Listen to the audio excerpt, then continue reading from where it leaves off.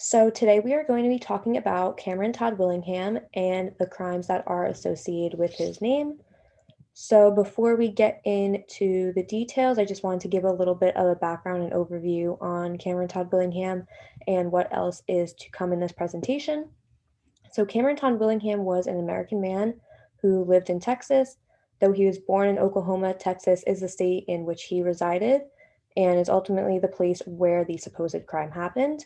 He was married to a woman named Stacy, and with Stacy, he had three children. The oldest child, Amber, was 2 years old, and their twins, Carmen and Cameron, were one.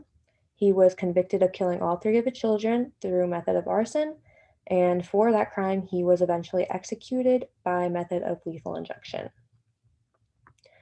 So just to give you a visual, here are some pictures of Willingham and his family.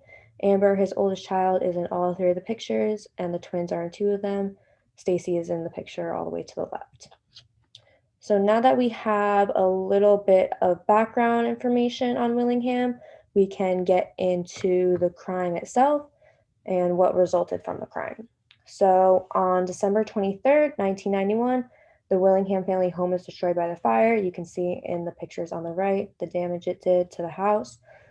This fire took the lives of all three of Willingham's children, and Willingham himself escaped with minor burns. The motive that the authorities came up with was that Willingham wanted to get rid of his children, and setting his house on fire was a sure way to do that. On January 8th, 1992, Willingham was charged with 3 counts of capital murder, one for each of his children. During the trial, he was offered a life term in exchange for a guilty plea, and Willingham denied that he turned down the offer, insisting that he was innocent. There were a couple of things that the prosecution team used in the trial to get Willingham convicted. One of them was forensic evidence, which they said determined that the fire was set intentionally. At the trial, a fire investigator testified, saying that there are 3 points of origin for the fire, and they concluded that these 3 points meant that this fire was set by someone, meaning Willingham. Another piece of forensic evidence that was used was a piece of material that was found in the house. It was a burned piece of material, and it tested positive for lighter fluid. Another thing that was brought up in the trial was information brought forward by another inmate. His name was Johnny Webb, and Webb said that Willingham confessed to setting the fire that killed his girls. If we fast forward a little bit, we later find out that Webb recanted this statement, saying that Willingham was innocent. Finally, in 2004, which is 13 years after the fire, Willingham was executed by method of lethal injection. His last words were this: "The only statement I want to make is that I am an innocent man convicted of a crime I did not commit. I have been persecuted for 12 years for something I did not do." So now that we know the details of the crime, we can move on to what happened after Willingham was convicted and understand why this case was so controversial. So Gerald Hurst was one of the first people to examine and eventually discredit all of the arson evidence that was used to convict Willingham in the first place. The report that Hurst sent over to Governor Rick Perry's office was ultimately ignored. A quote from Hurst says, "There's nothing to suggest to any reasonable arson investigator that this was an arson fire. It was just a fire."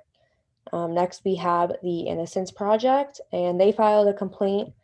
The Innocence Project is widely known for exonerating individuals who have been wrongly convicted. Obviously, in this case, they believe that Willingham was not only wrongly convicted, but also wrongly executed as a result of that conviction. We also have Craig Baylor, who did something similar to Gerald Hurst. He also concluded that arson could not be sustained in this case. He was supposed to testify that the Willingham case was based on the faulty evidence in October of 2009. During that time, Governor Rick Perry replaced the chairman of the Texas Forensic Science Commission panel with John Bradley, and John Bradley was the one who canceled this meeting between the Texas Forensic Science Commission and Craig Baylor. So all the things mentioned in the previous slide are things that made this case a very controversial one. The information that came out said that Willingham couldn't have killed his girls because there is no evidence of arson. This means that the state of Texas executed an innocent man. As you can see in all these pictures, there are people protesting because they thought that Willingham was wrongly convicted and wrongly executed. The implications that this case had are much like other cases that are similar in nature. For starters, it brings to light those who are falsely accused in the United States and those who are falsely executed based on their convictions.